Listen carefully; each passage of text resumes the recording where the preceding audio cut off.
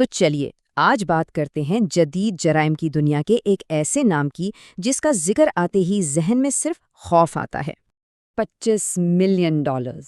جی ہاں، اتنا بڑا انعام ایک ایسے شخص کے سر پر ہے جس نے اپنا سفر ممبئی کی گلیوں سے ایک معمولی سے بدماش کے طور پر شروع کیا تھا۔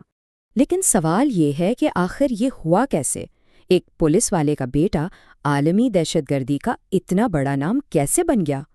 اس کا جواب دیکھیں ایک پیشین گوئی اور ایک غریب خاندان کی کہانی میں چھپا ہے۔ داؤد ابراہیم کی پیدائش 1955 میں ہوئی اور سنیے، کسی جرم پیشہ خاندان میں نہیں بلکہ ممبئی پولیس کے ایک ہیڈ کانسٹیبل کے گھر۔ بالکل غیر متوقع شروعات ہے نا؟ اور بچپن میں ہی ایک پیشن گوئی نے جیسے اس کی قسمت کا رخ طے کر دیا تھا کہ یہ لڑکا یعنی ابراہیم کاسکر کا دوسرا بیٹا بے پناہ شہرت اور دولت کمائے گا، مگر دولت کا جو راستہ اس نے چنا وہ قانون سے کوسوں دور تھا۔ اصل میں ہوا یہ کہ والد کو پولیس فورس سے معطل کر دیا گیا۔ اس ایک واقعے نے پورے خاندان کو غربت کی ایسی دلدل میں دھکیل دیا جہاں سے نکلنے کا کوئی راستہ نظر نہیں آ رہا تھا، اور بس یہی وہ موڑ تھا جہاں نوجوان داؤد نے گلیوں کا رخ کیا اور جرم کی دنیا میں اپنا پہلا قدم رکھا۔ تو یہ جو چھوٹے موٹے جرم تھے نا، یہ تو بس شروعات تھی۔ یہی چنگاریاں آگے چل کر آگ کا ایک ایسا الاؤ بننے والی تھیں جو پورے شہر کو اپنی لپیٹ میں لے لے گا۔ دیکھیے، داؤد نے صرف انڈرورلڈ جوائن نہیں کیا، اس نے تو آتے ہی بادشاہت کو چیلنج کر دیا۔ اس وقت کے سب سے طاقتور ڈان کریم لالا، جس کے پٹھان گینگ کا بول بالا تھا، اس کے خلاف ایک ایسی وحشیانہ اور خونی جنگ چھیڑ دی جس نے سب کو ہلا کر رکھ دیا۔ اور پھر اس گینگ وار نے ایک انتہائی ذاتی انتقام کی شکل اختیار کر لی جب داؤد کے بھائی شبیر کو مار دیا گیا۔ اس کے بعد تو داؤد نے قسم کھا لی، اس نے ایک ایک کر کے اپنے دشمنوں کو چن چن کر ختم کرنا شروع کر دیا۔ جب سارے دشمن راستے سے ہٹ گئے تب داؤد ابراہیم ممبئی کے انڈرورلڈ کا بے تاج بادشاہ بن گیا۔ لیکن اس کی سلطنت صرف جرم تک محدود نہیں رہی، اس کا اثر و رسوخ اس سے کئی آگے ہر شعبے میں پھیل چکا تھا۔ اس کی جرم کی سلطنت اتنی وسیع تھی کہ سوچ کر حیرانی ہوتی ہے۔ سونے اور چاندی کی سمگلنگ، نشے کا کاروبار، ریل اسٹیٹ پر قبضہ، بھتہ خوری، یہاں تک کہ کرکٹ میچ فکسنگ تک، سب کچھ اس کے اشاروں پر ہوتا تھا۔ لیکن شاید اس کی طاقت کا سب سے خوفناک پہلو بالی ووڈ پر اس کی پکڑ تھی۔ وہ کالے دھن سے فلمیں بنواتا، پروڈیوسرز کو مجبور کرتا کہ اس کے پسندیدہ اداکاروں کو کاسٹ کریں، اور جو انکار کرتا، جیسے کہ پروڈیوسر گلشن کمار، اسے موت کے گھاٹ اتار دیا جاتا تھا۔ تو 1986 میں جب پولیس کا دباؤ حد سے بڑھ گیا، داؤد ملک سے بھاگ کر دبئی چلا گیا۔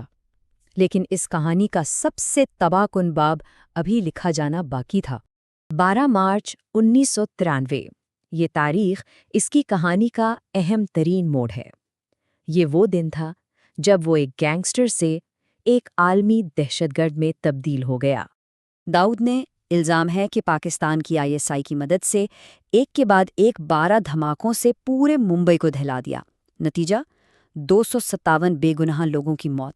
اس دہشت گردی میں سینکڑوں لوگ تو مارے ہی گئے، 700 سے زیادہ زخمی ہوئے۔ اس ایک دن نے ہندوستان میں منظم جرائم کی پوری شکل ہی بدل کر رکھ دی، ہمیشہ کے لیے۔ ان دھماکوں کے بعد وہ صرف ایک مطلوب مجرم نہیں رہا، بلکہ اب اس پر باقاعدہ طور پر عالمی دہشت گرد کا ٹھپا لگ چکا تھا۔ اقوام متحدہ، امریکہ اور ہندوستان سب نے اسے باضابطہ طور پر عالمی دہشت گرد قرار دے دیا۔ اور پھر وہ پاکستان بھاگ گیا، جہاں رپورٹس کے مطابق وہ آج بھی ریاستی تحفظ میں رہتا ہے اور وہیں سے اپنے وسیع و عریض نیٹ ورک کو چلا رہا ہے۔ اپنی اس محفوظ پناہ گاہ سے وہ ایک عالمی جرم کی سلطنت چلا رہا ہے۔ فوربس کے مطابق 2015 میں اس کی دولت کا اندازہ $6.7 ارب لگایا گیا تھا۔ سوچ سکتے ہیں؟ یہ رقم اسے دنیا کے امیر ترین مجرموں میں سے ایک بناتی ہے۔ اس کا نیٹ ورک سچ میں ایک عالمی دہشت گردی کی دکان ہے، متحدہ عرب امارات اور برطانیہ سے لے کر اسپین اور سنگاپور تک۔ اس کے اثاثے اور آپریشنز درجنوں ملکوں میں پھیلے ہوئے ہیں، ایشیا، یورپ، افریقہ، ہر جگہ اس کے کارندے موجود ہیں۔ لیکن ایسا نہیں کہ اسے پکڑنے کی کوششیں نہیں ہوئیں۔ ایک کوشش تو بہت ہی ڈراماٹک تھی۔ 2005 میں ایک ایسا خفیہ آپریشن پلان کیا گیا جو بالکل آخری لمحوں میں ناکام ہو گیا۔ تو اتنی دہائیاں گزرنے کے بعد بھی اس کا اثر اور رسوخ قائم ہے۔ دہشت گرد تنظیموں کی فنڈنگ سے لے کر بھتہ خوری تک اس کا نیٹ ورک آج بھی چل رہا ہے، اور اسی لیے وہ آج بھی ہندوستان کا موسٹ وانٹڈ مجرم ہے۔ تو آخر میں سوال بس ایک ہی رہ جاتا ہے جو سب کے ذہن میں ہے، 70 سال کا ہونے والا یہ شخص جو 3 دہائیوں سے زیادہ عرصے سے فرار ہے، کیا دنیا کا یہ سب سے بدنام گینگسٹر کبھی انصاف کے کٹہرے میں کھڑا ہوگا؟